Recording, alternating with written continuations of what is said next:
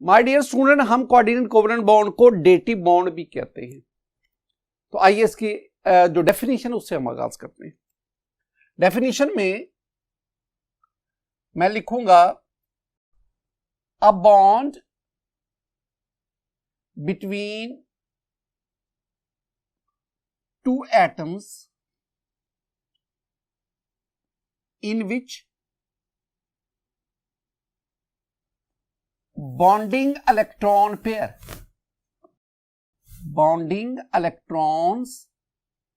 pair जिसे हम shade electron pair भी कहते हैं। A bond between two atoms in which bonding electron pair, जिसे हम शेड इलेक्ट्रॉन पेयर कहते हैं, इज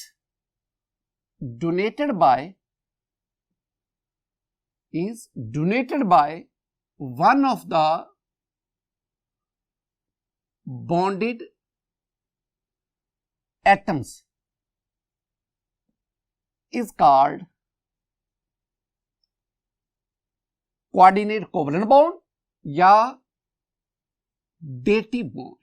हम इसे dative bond कहते हैं। स्टूडेंट ये इसकी डेफिनेशन है, यानी ऐसा बॉन्ड जो दो एटम्स के दरमियान बने, और खास बात क्या है कि उस बॉन्ड को बनाने वाले जो दोनों इलेक्ट्रॉन हैं, जिसे हम बॉन्डिंग इलेक्ट्रॉन्स कहते हैं, वो दोनों एटम में से, बॉन्डेड एटम में से एक एटम प्रोवाइड करे।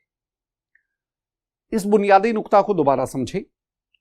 माय डियर स्टूडेंट, जब हमने कोवलेंट बॉन्ड को पढ़ा था ना, कोवलेंट बॉन्ड, तो मैंने कहा था एक एटम ए है, एक एटम बी है, दोनों एटम के दरमियान कोवलेंट बॉन्ड बना। अब जो कोवलेंट बॉन्ड बनाना, ये कोवलेंट बॉन्ड है। अब जो कोवलेंट बॉन्ड बनाना, कोवलेंट बॉन्ड दो इलेक्ट्रॉन से बना, दो इलेक्ट्रॉन से। इन इलेक्ट्रॉन को हम कहते हैं शेयर्ड इलेक्ट्रॉन पेयर। ये जो इलेक्ट्रॉन्स है हम इन्हें कहते हैं शेयर्ड इलेक्ट्रॉन पेयर, या जिसे आप बॉन्डिंग इलेक्ट्रॉन भी कह सकते, बॉन्डिंग इलेक्ट्रॉन पेयर भी कह सकते हैं। अब ये दो इलेक्ट्रॉन है ना, एक इलेक्ट्रॉन एटम ए ने दिया, दूसरा इलेक्ट्रॉन एटम बी ने दिया। यानी ये जो इलेक्ट्रॉन का पेयर है ना, ये जो इलेक्ट्रॉन का जोड़ा है, ये दोनों एटम ने, दोनों बॉन्डेड एटम ने एक एक शेयर किया है। लेकिन कोऑर्डिनेट कोवलेंट बॉन्ड में ऐसी बात नहीं है। कोऑर्डिनेट कोवलेंट बॉन्ड भी दो इलेक्ट्रॉन से ही बनता है, लेकिन वो दोनों इलेक्ट्रॉन एक ही एटम देता है, या ए देगा या बी देगा। तो ऐसा बॉन्ड जिसमें शेयर्ड इलेक्ट्रॉन पेयर, जिसमें bonding electron pair bonded atoms में से कोई एक एटम प्रोवाइड करे, that bond is called coordinate covalent bond और डेटिव बॉन्ड। स्टूडेंट, मैं आपको दो तीन पॉइंट्स यहां पे समझाना चाहता हूं, लेकिन वो जो पॉइंट्स हैं वो मैं एग्जाम्पल से डिराइव करूंगा। एग्जाम्पल्स में जो पहली एग्जाम्पल मैं आपके साथ शेयर करने जा रहा हूं, वो मेरे पास अमोनिया का मॉलिक्यूल है NH3।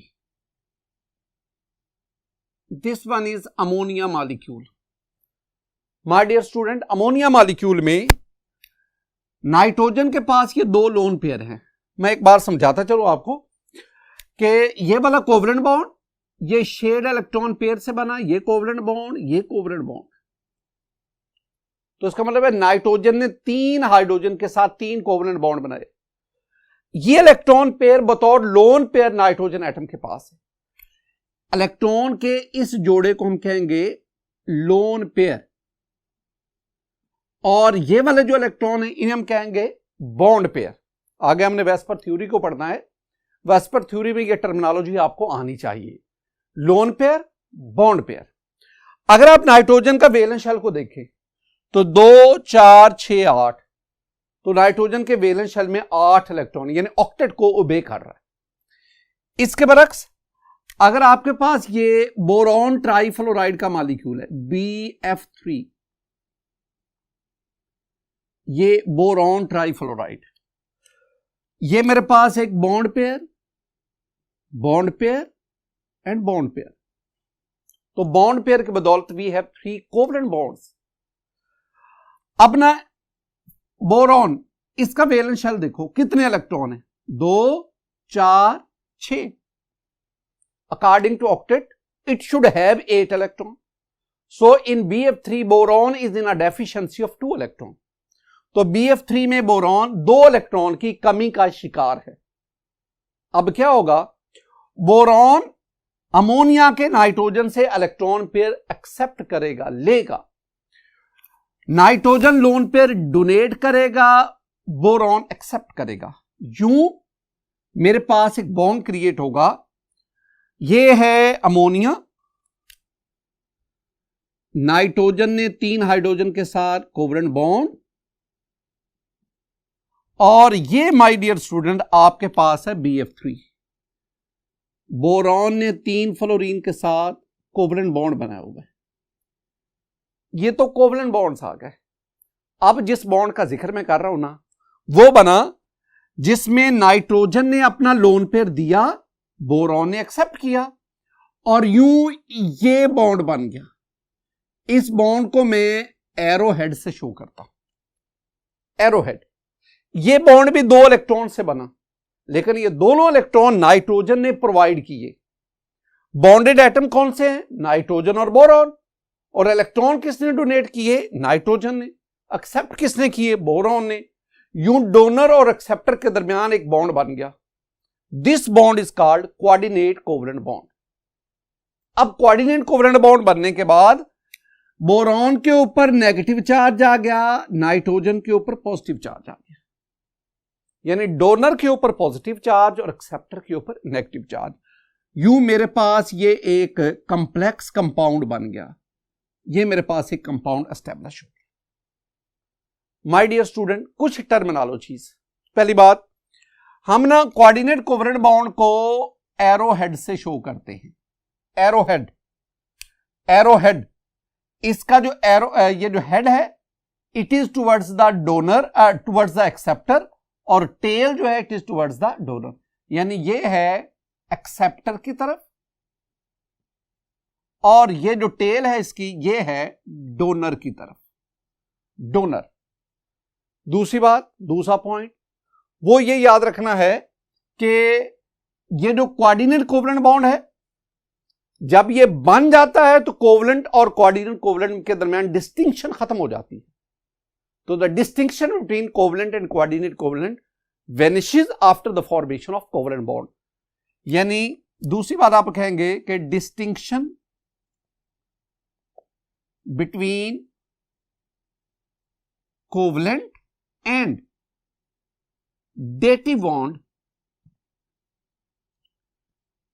vanishes after its formation. After its formation. एक और बात, माय डियर स्टूडेंट, वो स्पीशीज से मुराद है मेरी वो एटम या वो आयन या वो मॉलिक्यूल, वो स्पीशीज जो इलेक्ट्रॉन पेयर देती है, जो लोन पेयर देती है, that is called the donor, और जो इलेक्ट्रॉन पेयर एक्सेप्ट करती है that is called the acceptor. हमने ना एक लीवस एसिड बेस कॉन्सेप्ट पढ़ा है, लीवस एसिड बेस कॉन्सेप्ट। जो लीवस एसिड बेस कॉन्सेप्ट है ना, वो इलेक्ट्रॉन पेयर डोनेशन की बेस पे है।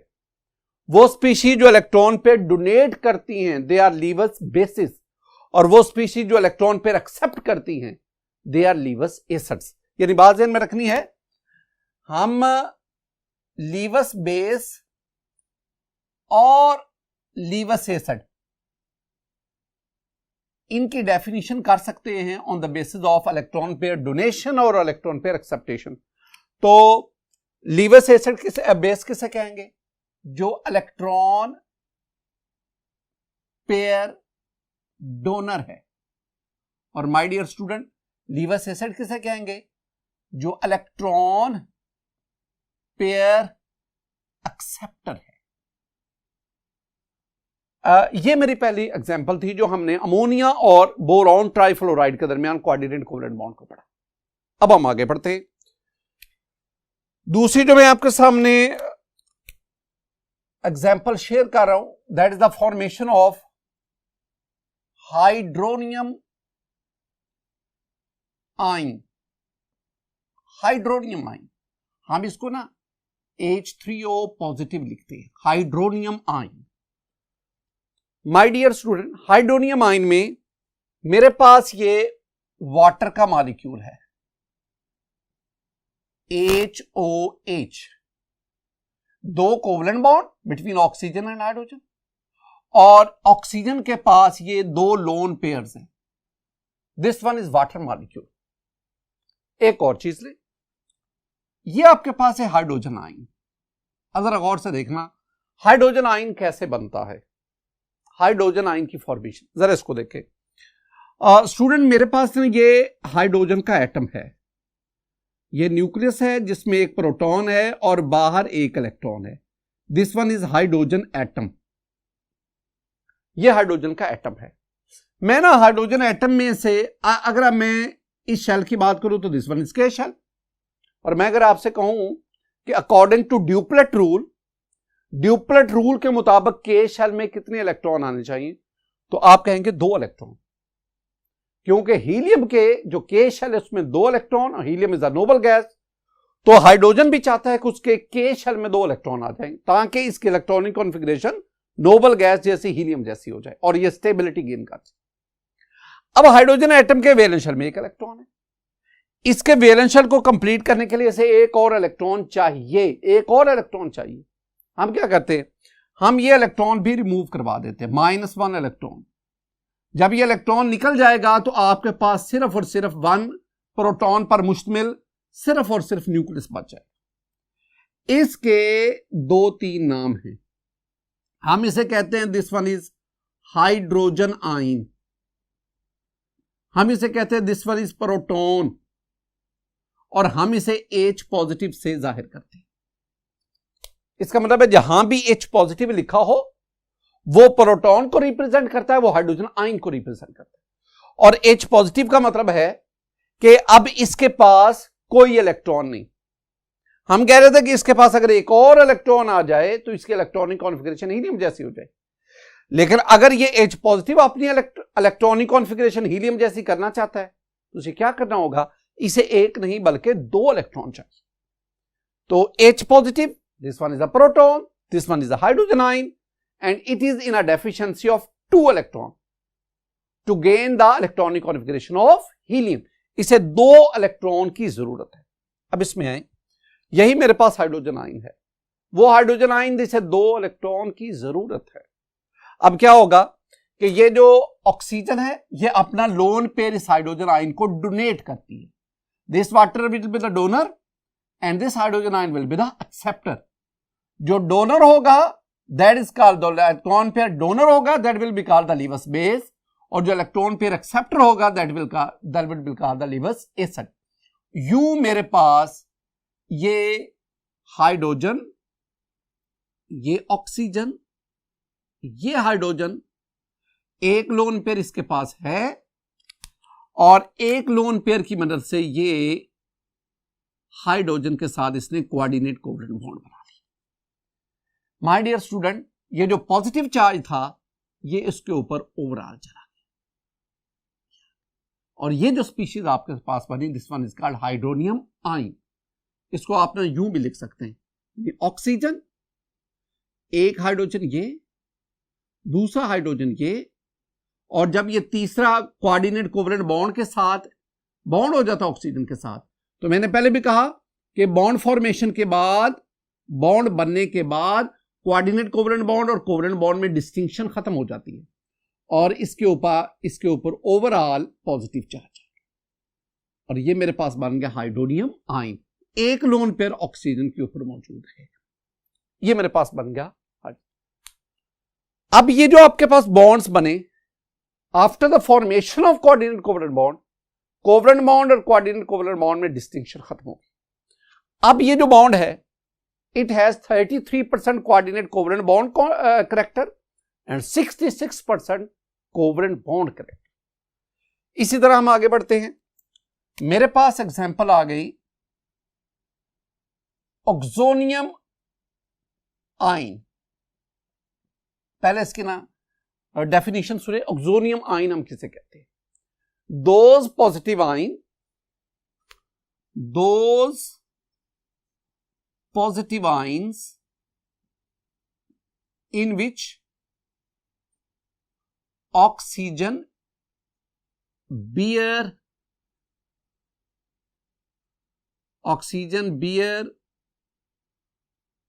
positive charge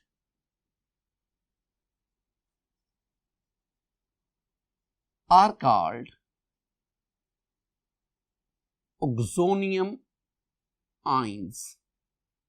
वो आयन जिसमें ऑक्सीजन पर पॉजिटिव चार्ज होगा उन आयंस को हम कहते हैं ऑक्सोनियम आयन। मैं दो आपके सामने ना दो एग्जांपल आपके साथ शेयर करता हूं। पहले अपना अल्कोहल्स को लें। अल्कोहल्स सेकेंड ईयर में जाके चैप्टर 11 में आप पढ़ेंगे। ये अल्कोहल्स का जर्नल फॉर्मूला ROH। R जो है ये अल्काइल ग्रुप को जाहिर करता है। ऑक्सीजन के ऊपर 2 लोन, आप H पॉजिटिव लाएं, I mean hydrogen ion which is in a deficiency of 2 electron. अब ये ऑक्सीजन क्या करेगा, ये ऑक्सीजन ये लोन पेयर हाइड्रोजन के साथ शेयर करेगा। यूं मेरे पास ये बन गया ROH और एक वो H आ गया जो कोऑर्डिनेट कोवलेंट बॉन्ड के जरिए, और ऑक्सीजन के ऊपर पॉजिटिव चार्ज आ गया ये। तो this one is called oxonium ion. ये आपके पास माय डियर स्टूडेंट, ये हाइड्रोजन अगर ये भी हाइड्रोजन होता जैसे कि ऊपर वाटर में है तो मैं इसके ऊपर ओवरऑल पॉजिटिव चार्ज लाता, लेकिन चूंकि ये ग्रुप उनसे डिफर कर रहा है लिहाजा ये पॉजिटिव चार्ज ऑक्सीजन के ऊपर, और वो स्पीशीज जिसमें ऑक्सीजन पर पॉजिटिव चार्ज होगा that is called the oxonium ion.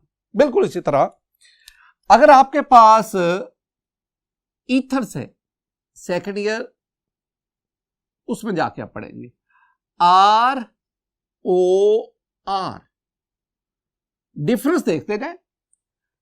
अगर ऑक्सीजन के साथ दोनों हाइड्रोजन लगे होंगे वाटर, अगर एक हाइड्रोजन की जगह पे R ग्रुप आ जाए अल्कोहल, अगर दूसरे हाइड्रोजन की जगह पे R ग्रुप आ जाए ईथर, तो वाटर, अल्कोहल, ईथर, इनमें क्या क्या ऑक्सीजन के साथ अटैच है इसको ध्यान में रखना है। और ऑक्सीजन के ऊपर 2 लोन पेयर हैं। बिल्कुल वही अप्रोच जो ऊपर आप यूज कर रहे हैं। ये H पॉजिटिव आ गया, अब क्या होगा कि ये ऑक्सीजन अपना लोन पेयर इसके साथ शेयर करेगा। जब शेयर करेगा तो मेरे पास RO और R एक लोन पेयर है, दूसरे लोन पेयर की मदद से हाइड्रोजन के साथ कोऑर्डिनेट कोवलेंट बॉन्ड, और यूं ऑक्सीजन के ऊपर पॉजिटिव चार्ज आ गया। तो वो स्पीशीज जिसमें ऑक्सीजन पर पॉजिटिव चार्ज होगा that is called oxonium ion. और ऑक्सोनियम आयन में ऑक्सीजन ने हाइड्रोजन के साथ कोऑर्डिनेट कोवलेंट बॉन्ड। आगे हम बढ़ते हैं स्टूडेंट। मेरे पास नेक्स्ट एग्जांपल है नंबर 4 पे ammonium ion. Ammonium ion, ammonia का मॉलिक्यूल है, ये मेरे पास अमोनिया है NH3। अमोनिया NH3 नाइट्रोजन के ऊपर लोन पेयर, आपके पास ये H पॉजिटिव आ गया, आई मीन हाइड्रोजन आयन। अब ये नाइट्रोजन क्या करेगा, अपना लोन पेयर हाइड्रोजन के साथ शेयर करेगा। यू नाइट्रोजन और हाइड्रोजन के दरमियान कोऑर्डिनेट कोवलेंट बॉन्ड बना, और ये आपके पास नाइट्रोजन, ये एक हाइड्रोजन, दूसरा हाइड्रोजन, ये तीसरा हाइड्रोजन, और ये चौथे हाइड्रोजन के साथ कोऑर्डिनेट कोवलेंट बॉन्ड। लेकिन मैं आपसे कहता हूं जब कोऑर्डिनेट कोवलेंट बॉन्ड बन जाता है तो कोवलेंट और कोऑर्डिनेट में डिस्टिंक्शन खत्म हो जाती है। चूंकि नाइट्रोजन के साथ चारों एटम्स हाइड्रोजन के हैं लिहाजा हम इसके ऊपर ये पॉजिटिव चार्ज आ गया। हम इसको यूं भी लिख सकते हैं ना, NH4 positive. This one is called ammonium ion. My dear student, बिल्कुल इसी तरह आप फॉस्फोनियम आयन की बात कर लो। फॉस्फोनियम आयन चेंज क्या करना है, आपने सिर्फ और सिर्फ नाइट्रोजन की जगह पे ना आपने फास्फोरस ले आना है। अगर यहां P होगा 3 हाइड्रोजन होंगे PH3, that is called phosphine. अब उस फॉस्फीन का H पॉजिटिव के साथ रिएक्शन करवाएं, तो जिस तरह नाइट्रोजन के ऊपर एक लोन पेयर, तो फॉस्फीन में फास्फोरस के ऊपर एक लोन पेयर। सेम अप्रोच, वो फास्फोरस अपना लोन पेयर हाइड्रोजन के साथ H पॉजिटिव के साथ शेयर करेगा। यूं आपके पास एक स्पीशीज बनेगी जिसमें सेंट्रल एटम फास्फोरस और साइड पे 4 हाइड्रोजन एटम, और ओवरऑल इसके ऊपर चार्ज +4 आ गया, प्लस आ गया। और यूं आपके पास ये जो प्रोडक्ट बनेगा वो होगा PH4, and this PH4 plus is called phosphonium ion. My dear student, ammonium ion और फास्फोनियम आयन दोनों में अगर आप, एक तो साइज का डिफरेंस है, दूसरा जो है वो आप नाइट्रोजन की जगह पे फास्फोरस ले आए तो वो अमोनियम के बजाय फास्फोनियम आयन। बिल्कुल इसी तरह और भी कई कंपाउंड्स हैं जिनमें कोऑर्डिनेट कोवलेंट बॉन्ड एस्टेब्लिश होते हैं। मसलन ये मेरे पास एक मॉलिक्यूल्स है, ये नाइट्रिक एसिड का है HNO3। अब नाइट्रिक एसिड के इस मॉलिक्यूल में आप देख सकते हैं कि किस तरह कोवलेंट बॉन्ड के साथ साथ कोऑर्डिनेट कोवलेंट बॉन्ड फॉर्मेशन हो रही है। बिल्कुल इसी तरह आपके पास ये कुछ और स्पीशीज आ गई, HClO2 है, HClO3 है, HClO4 है। इन कंपाउंड्स में भी आप देखें तो कोऑर्डिनेट कोवलेंट बॉन्ड फॉर्मेशन मिल रही है, नजर आ रही है। माय डियर स्टूडेंट, इसी तरह और भी कई कंपाउंड्स हैं जिसमें कोऑर्डिनेट कोवलेंट बॉन्ड फॉर्मेशन होती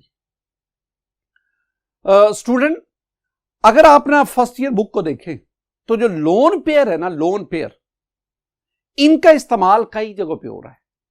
मतलब हमने ना चैप्टर 4 में पढ़ा कि lone pairs are involve in the formation of hydrogen bonding. अब हम पढ़ रहे हैं कि lone pairs are involve in the formation of coordinate covalent bond. जो नेक्स्ट टॉपिक हम पढ़ रहे हैं वेस्पर थ्योरी, उसमें हम कहेंगे कि lone pairs are involve in determination of shapes of molecule. इस तरह लीवस एसिड बेस कॉन्सेप्ट में वो स्पीशीज जो लोन पेयर डोनर है दैट इज कॉल्ड लीवस बेस, और जो लोन पेयर एक्सेप्टर है दैट इज कॉल्ड लीवस एसिड। तो ये लोन पेयर जो है वो हमारी फर्स्ट ईयर केमिस्ट्री में कई कॉन्सेप्ट में कई जगहों पे यूज हो रहा है। स्टूडेंट, आज के इस लेक्चर में हमने कोऑर्डिनेट कोवलेंट बॉन्ड, उसकी डेफिनेशन और वेरियस एग्जांपल्स में हमने इस बॉन्ड की जो कॉन्सेप्ट इसको समझा। मेरी दुआ है कि अल्लाह ताला आप पर अपना फजल और करम फरमाए, अल्लाह ताला आपके इल्म में इजाफा फरमाए। अस्सलामु अलैकुम व रहमतुल्लाह।